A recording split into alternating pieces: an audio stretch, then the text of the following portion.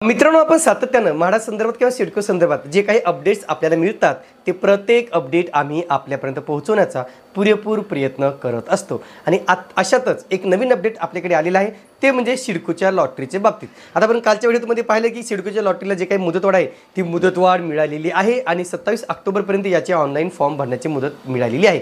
परंतु तिथेच अजून एक नवीन नियम सिडकोने याच्यामध्ये ॲड केलेला आहे, किंबहुना त्याच्या संदर्भातलं जे काही शुद्धीपत्रक असतं ते मागच्या काही दिवसापूर्वीच प्रसिद्ध केलेलं आहे। आणि त्याच्यामध्ये लॉटरीत ठरणाऱ्या विजेते आणि अयशस्वी विजेत्यांच्या बाबतीमध्ये काही नियम बदलण्यात आलेले आहेत।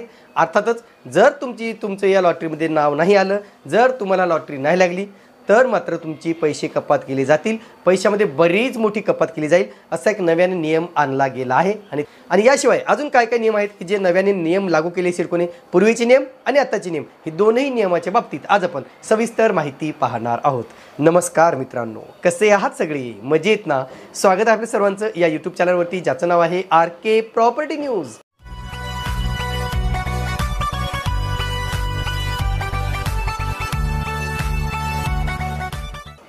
तर मित्रांनो, जी काही सिडकोची लॉटरी गणेशोत्सवाच्या मुहूर्तावरती आली होती, 181 घरांची लॉटरी आली होती, जी पनवेल आणि पनवेलच्या परिसरामध्ये होती। आता त्यामध्ये 1 BHK आणि 2 BHK प्रकारचे घरे होती मित्रांनो, अत्यल्प आणि अल्प उत्पन्न गटाकरिता। आता याच्यामध्ये आपण पाहिले की सगळे बऱ्याच लोकेशन संदर्भात माहिती पाहिलेली आहे, तेथील किमती, तेथील जे काही लोकॅलिटी असेल त्याच्या संदर्भात माहिती पाहिलेली आहे।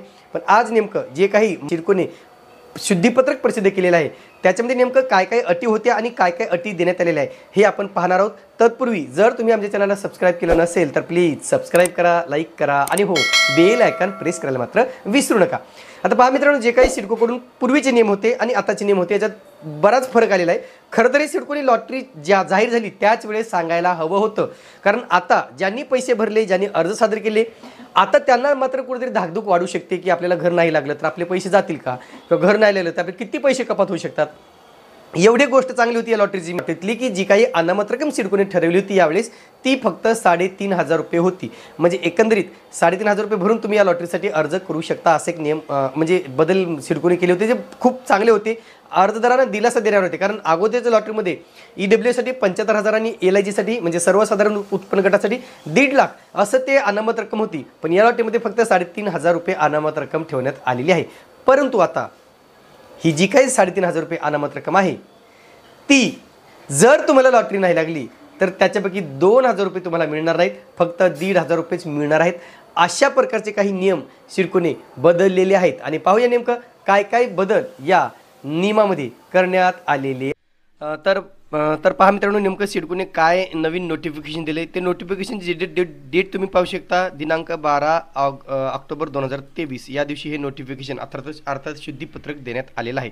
त्याच्यात काय सांगितलं तुम्ही बघा, सिडको महामंडळामार्फत नवी मुंबई विमानतळ प्रभावित क्षेत्र नैनामध्ये 181 आर्थिकदृष्ट्या दुर्बल घटक व अल्प उत्पन्न गट घरांकरिता सर्वसमावेशक गृहनिर्माण इन्क्लुझिव्ह हाऊसिंग योजना दिनांक 21 सप्टेंबर 2023 रोजी कार्यान्वित करण्यात आलेली असून इच्छुक अर्जदारांकडून ऑनलाईन अर्ज स्वीकारण्यास सुरुवात झाली आहे।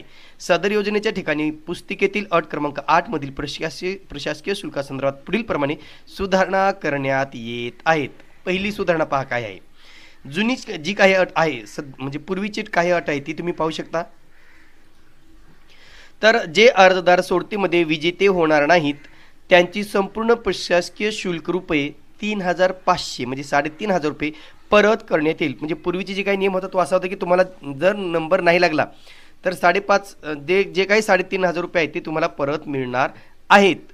परंतु आता जे काही अटीमध्ये दुरुस्ती करण्यात आलेली आहे ती अशी आहे की सोडतीत जे अर्जदार विजेते होणार नाहीत त्यांना प्रशासकीय शुल्क 3,500 म्हणजे 3,500 पैकी रुपये 2,000 वजावट करून उर्वरित रक्कम रुपये 1,500 परत करण्यात येईल।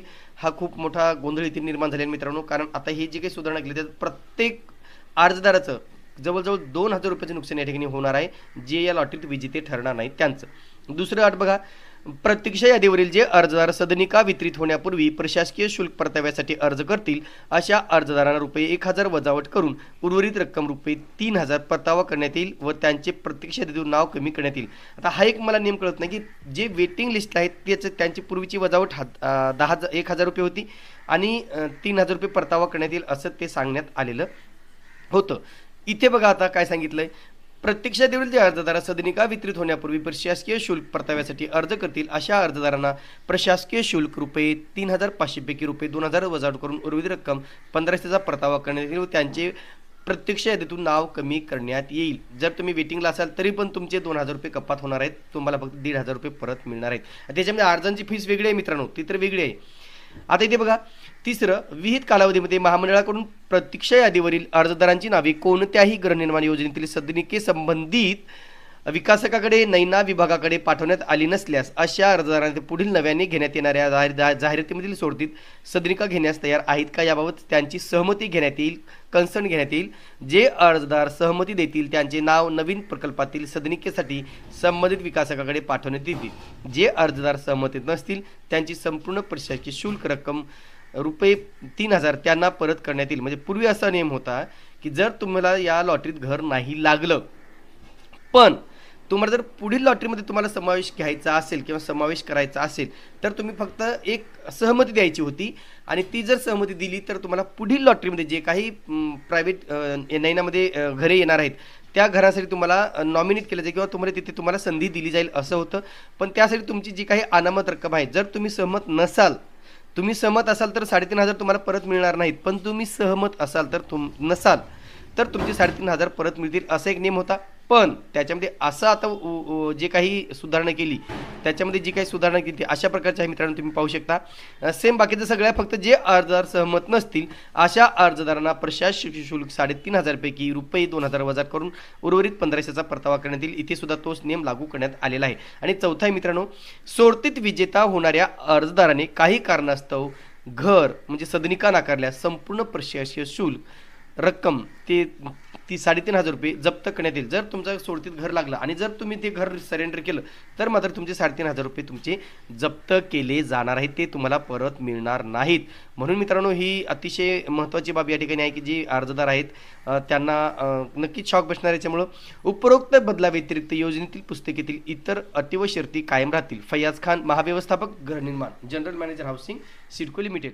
आता जो काही नियम आहे मित्रांनो, हा नियम का आणलाय सिडकोनी हे मला तरी माहीत नाही, पण हा नियम आणणं खरंच योग्य आहे का? कारण जे काही नियम तुम्ही आणले होते त्या अगोदर लॉटरीच्या अगोदर क्लिअर करायला पाहिजे होतं. जर तुम्ही लॉटरीच्या अगोदर बोलला असतात की जर तुमचं लॉटरीत घर नाही लागलं तर तुमचे अमुक % कपात होईल, एवढे पैसे तुमचे कपात केले जातील. पण आता मध्येच म्हणजे ऑनलाईन फॉर्म बऱ्याच जणांनी भरलेले आहेत आणि किंबहुना काही जणांना भरायचे आहेत. आता ज्यांना भरायचे आहेत ते सुद्धा कुठेतरी थांबवू शकतात किंवा एक पाऊल मागे येऊ शकतात या नियमामुळं. किंबहुना ज्यांनी भरलेले आहेत ते मात्र पश्चाताप करत असतील की अरे आपण कशाला फॉर्म भरला, मग असं असेल तर अगोदर सांगायला पाहिजे होतं. असाही कुठेतरी बाब अर्जदारांच्या बाबतीत घडू शकते. म्हणून एकंदरीत सिडकोने हा विचार करणं आवश्यक होतं की जे काही नियम आता पूर्वीचा होता तोच ॲज इट इज ठेवून ही लॉटरी होऊ देणं आवश्यक होतं आणि पुढील लॉटरीसाठी नवीन नियम लावला असता तर योग्य ठरलं असतं. परंतु आता मला हाच प्रश्न पडला की तुमचं लॉटरीत घर नाही लागलं तर तुमचे पैसे कपात होतील किंवा त्यातली बरीच रक्कम ही कपात होईल, असा कुठं नियम असते का राव? हे मात्र नक्कीच चुकीचं आहे. तुर्तास मित्रांनो इथेच थांबतो. पुन्हा भेटूया एका नवीन व्हिडिओसह. तोपर्यंत आपली रजा घेतो. धन्यवाद.